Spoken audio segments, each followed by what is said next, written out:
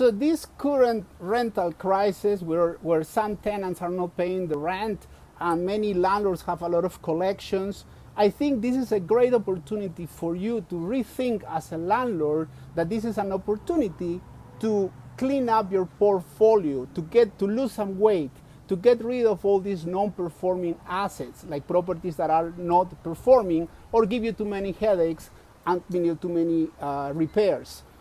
There's always a silver lining within a crisis. And if you see the whole picture, you're going to realize there's this amazing seller's market where people are overpaying many times over the listing asking price. So my suggestion to you is focus in the positive. Use this seller's market to call me so we can help you to sell and get rid of all this fat, all these bad properties that are non-performing, so you can clean up your portfolio and live happy. Please call me.